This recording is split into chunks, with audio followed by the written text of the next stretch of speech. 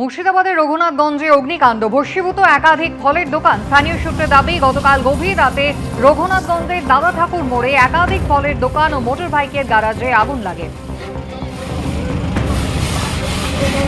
খবর পেয়ে ঘটনাস্থলে আসে দমকল। ঘণ্টাখানেকের চেষ্টায় আগুন নিয়ন্ত্রণে আনা সম্ভব হয়। ভোটের মুখে আইপ্যাক কাণ্ড ঘিরে শোরগোল পড়ে গেছে রাজ্য রাজনীতিতে। মামলার জল গড়িয়েছে সুপ্রিম কোর্ট পর্যন্ত। আর এই টানাপোড়েনের আবহে কলকাতায় এলেন ইডি ডিরেক্টর রাহুল নবীন। আজ সিজিও কমপ্লেক্সে গিয়ে কলকাতার ইডি আধিকারিকদের সঙ্গে দেখা করবেন তিনি। আইপ্যাকের কর্ণধার প্রতীক জৈনের বাড়ি ও অফিসে ইডির তল্লাশি অভিযান চলাকালীনই হাজির হয়ে মুখ্যমন্ত্রীর নথি ও ল্যাপটপ নিয়ে বেরিয়ে যাওয়া। ভোটের মুখে আইপ্যাক কাণ্ড ঘিরে শোরগোল পড়ে গেছে রাজ্য রাজনীতিতে। মামলার জল গড়িয়েছে সুপ্রিম কোর্ট পর্যন্ত। মুখ্যমন্ত্রীর বিরুদ্ধে বেনজিরভাবে নথি চুরি, ছিনতাই, ডাকাতির অভিযোগ তুলেছে কেন্দ্রীয় এজেন্সি। পাল্টা ইডির বিরুদ্ধে ভোটের তথ্য হাতানোর অভিযোগে সরব হয়েছে তৃণমূল। এ নিয়ে টানাপোড়েনের আবহে বৃহস্পতিবার কলকাতায় এলেন ইডির ডিরেক্টর রাহুল নবীন। কিন্তু ইডির হানা কিংবা মুখ্যমন্ত্রীর নথি নিয়ে বেরিয়ে আসা নিয়ে মুখ খুললেন না। सर कुछ बोलेंगे? आईपैक सर कोलकाता आए हैं।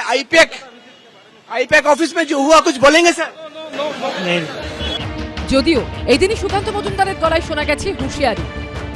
পুলিশ প্রশাসনকে দিয়ে মাঠ ভরছে না, অভিষেক বন্দ্যোপাধ্যায় গেলে লোক হচ্ছে না, আর ভয়ে তিনি কলকাতায় থাকছেন না। এই বুঝি ইডি কানটা ধরে তুলে নেয়, ঘুরে বেড়াচ্ছে বিভিন্ন জায়গায়, ভাবছে বেঁচে যাব। বাবা তুমি বাঁচবে না, বিজেপি তোমার ব্যবস্থা করবে, বিজেপি তোমার ট্রিটমেন্ট করবে। অভিষেক বন্দ্যোপাধ্যায় যে জেলা সফর করছেন সেখানে একেবারে ঝড় তোলা ভিড় হচ্ছে, এই দেখে প্যানিক রিয়াকশনে এই ধরনের কথা বলছেন সুকান্ত মজুমদার। যান না, আপনাদের নরেন্দ্র মোদীর 10টা সভার একটা সভা একা টেনে দিচ্ছে অভিষেক বন্দ্যোপাধ্যায়ের ভিড়। সেটা আগে সামলাম, তারপর কথা বলি। শুক্রবার সকালে সিজিও কমপ্লেক্সে গিয়ে কলকাতার ইডি অফিসারদের সঙ্গে দেখা করবেন ইডি ডিরেক্টর রাহুল নবীন। 8ই জানুয়ারি সল্টলেকে সেক্টর 5-এ আইপ্যাকের অফিস ও লাউডন স্ট্রিটে প্রতীক জৈনের বাড়িতে তল্লাশির সময় কলকাতার যে ইডি আধিকারিকরা ছিলেন তাদের সঙ্গে কথা বলবেন তিনি। 8ই জানুয়ারি অভিযানে দিল্লির কয়েকজন অফিসার ছিলেন। সূত্রের খবর, তাদের সঙ্গে ইতিমধ্যেই আলাদা আলাদা করে কথা বলেছেন ইডি ডিরেক্টর। সূত্রের খবর, রাহুল নবীন তাদের যথাযথভাবে কয়লা পাচার মামলার তদন্ত চালিয়ে যেতে বলেছেন। প্রকাশ সিনহা ও কৃষ্ণেন্দু অধিকারীর রিপোর্ট, এবিপি আনন্দ। ছবির প্রদর্শনী নিয়ে সিবিআই হয়েছিল। লাঞ্ছিত, অপমানিত হয়েছে বলে আর প্রদর্শনী করি না। আন্তর্জাতিক কলকাতা বইমেলার উদ্বোধনে বললেন মুখ্যমন্ত্রী মমতা বন্দ্যোপাধ্যায়। উদ্বোধনী মঞ্চ থেকেই নিশানা করলেন নির্বাচন কমিশন এবং কেন্দ্রকে। পাল্টা জবাব দিয়েছে বিজেপি। আগামী বছর 50তম বইমেলা উপলক্ষে বই তীর্থ তৈরির জন্য 10 কোটি টাকা বরাদ্দ করল সরকার। দুটো এক্সিবিশন করেছিলাম, তার জন্য আমার বিরুদ্ধে সিবিআইও হয়েছিল। লাঞ্ছিত মনে হয়েছে, অপমানিত মনে হয়েছে। একটা সময় মুখ্যমন্ত্রীর আঁকা ছবি নিয়ে নানা অভিযোগ তুলেছে বিরোধীরা। একাধিক ভোটের আগে এই ইস্যুতে তুঙ্গে উঠেছে চর্চা। ছবি বিক্রি থেকে তৃণমূলের আয় জানতে চেয়ে 2015 সালে সিবিআই তৃণমূল ভবনে নোটিশ অবধি পাঠিয়েছিল। বৃহস্পতিবার বইমেলার উদ্বোধনে তা নিয়ে মুখ খুললেন মমতা বন্দ্যোপাধ্যায়। দুটো এক্সিবিশন করেছিলাম, তার জন্য আমার বিরুদ্ধে সিবিআইও হয়েছিল। তাও আমি 1 পয়সা আমার জন্য নিইনি, টোটালটাই দিয়ে দিয়েছিলাম এনজিওসদের, স্প্যাস্টিক সোসাইটিকে অথবা গভর্নমেন্টকে গরিব লোকেদের সাহায্য করার জন্য। তাতেও তারপর থেকে আমার নিজের প্রতি নিজের একটা লাঞ্ছিত মনে হয়েছে, অপমানিত মনে হয়েছে, অসম্মানিত হয়েছে। এই মন্তব্যের প্রেক্ষিতে বৃহস্পতিবারও ছবি নিয়ে মুখ্যমন্ত্রীকে নিশানা করেছে বিরোধীরা। আপনি বলুন তো, আপনি কি ধরনের আর্টিস্ট? আপনার ছবি 1,75,00,000 টাকায় সুদীপ্ত সেন আর গৌতম কুণ্ডু কিনেছিল। 1,75,00,000 টাকায় আপনি কত বড় শিল্পী? হর্ষ নেওটিয়া আপনার ছবি কিনেছে, সঞ্জয় বুধিয়া আপনার ছবি কিনেছে, মৈয়াং জালান আপনার ছবি কিনেছে। 1 কোটি টাকা করে ছবির দাম ছিল।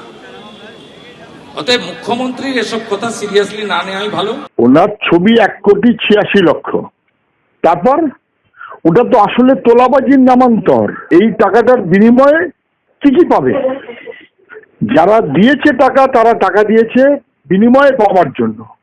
কার্যত সরকারকে সামনে রেখে তোলাবাজির একটা ব্যবস্থা। ছবি আঁকুন, ভালো করে ছবি আঁকুন। বিধানসভা ভোটের ঠিক আগে এসআইআর নিয়েও চাপানোতর চলছেই। বইমেলার উদ্বোধনী মঞ্চ থেকে তা নিয়েও নির্বাচন কমিশনকে আক্রমণ করেন মুখ্যমন্ত্রী। আগে নিয়ম ছিল ইলেকশন কমিশন না, জনগণ নির্ধারিত করতেন কে আসবে কে না আসবে।